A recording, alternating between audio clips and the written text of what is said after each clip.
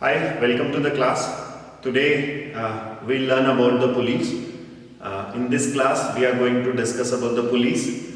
We are going to discuss about different types of pulleys, and also we are going to calculate their mechanical advantage, velocity ratio and their efficiencies. So let us start. Okay. So this is a pulley. So in this pulley we have a disc. This part is known as disc. This is the rim. So across the rim we pass a rope and we tie an object, and from the other side we put the effort. And this rod is known as frame. Okay, so we have the three different parts of the pulley. This is frame, this is a disc, and this is the rim. Alright. So now let us understand what are the applications of this pulley, what all this pulley can do. So pulleys, we have two different types as of now. We have single fixed pulley and then we have single movable pulley. Okay. So this one which we are discussing first is single fixed pulley. So here we have a pulley like this, and we have tied this pulley with a fixed support, and then we have used a rope across the rim, and across the rim if we use the thread or the rope, you can tie a load here, and then by applying the effort you can lift up the load. Alright. So now there are these two forces which we call tension forces, and they are in the rope, okay, because of the load and the effort which are there. Now tension always acts in the upward direction in the rope. So whenever a pulley system is given, tension will always be in the upward direction. So tension is in the upward direction, load is there, effort is there. Now, if we assume that the system is not moving as of now and it is balanced. Balanced means you have applied an effort here and the load is fixed here. It is not moving at all. Okay? Neither it is going up nor it is going down, but it is stable at this particular position. So in that case, this load will be balanced by the tension. So load is equals to tension, because this is whole system is fixed. So load is equals to tension. This is equation number 1.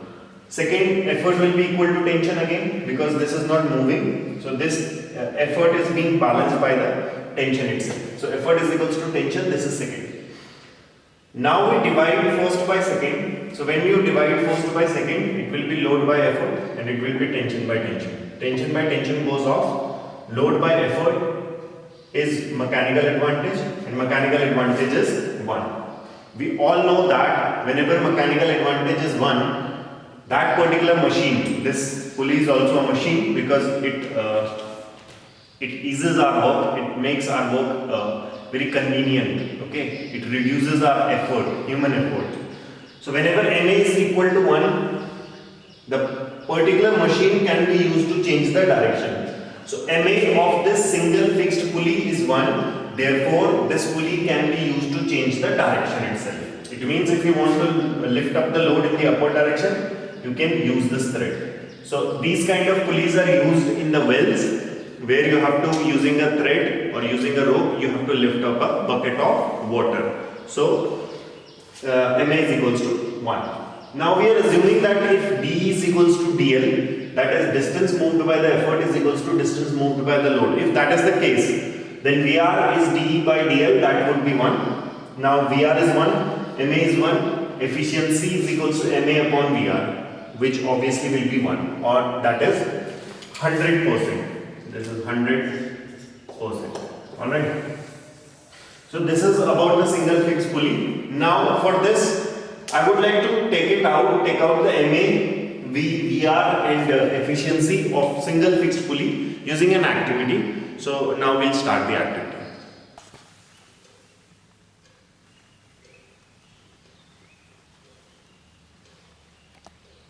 So here we have a single fixed pulley, and you can see a load is being hanged. So right now what we are going to do, there is a load which is there, that is the bob, and now the load arm, which is the length of the string.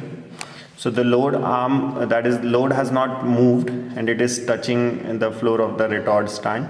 It is at 0 mark, and the effort is applied at a distance of approximately 49.5.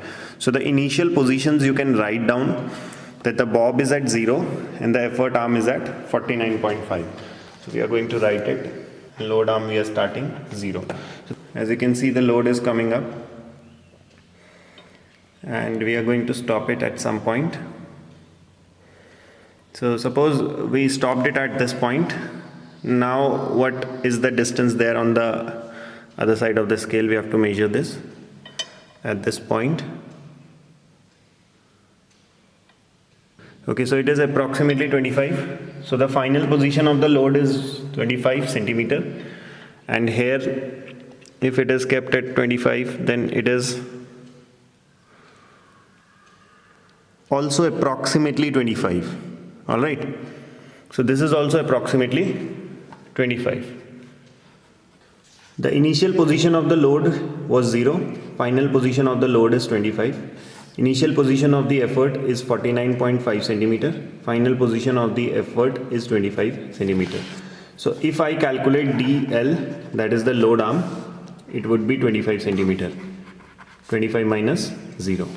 And if I calculate effort arm, that would be 49.5 minus 25. So which would be approximately 24.5. So as you can see, the effort arm and the load arm are approximately equal. So in this case, if you calculate the VR, so VR will be DE by DL, which we can take approximately to be 1 centimeter, 1, because there is no unit of VR. So it would be approximately 1. Alright. Because this 0.5 can be the error in the measurement, or can be the error in doing the experiment. So that is quite acceptable within the range of experimental error. Now VR is 1. Also we know that MA is also the same thing, DE by DL. This is one more formula for MA. So MA will be 1 again, because DE is equals to DR DL. And then we have efficiencies MA upon VR, which would be equal to 1 or 100%. So whatever we were talking in theoretically, now we have proved it experimentally, and we have calculated the MA, VR and efficiency of a single fixed pulley.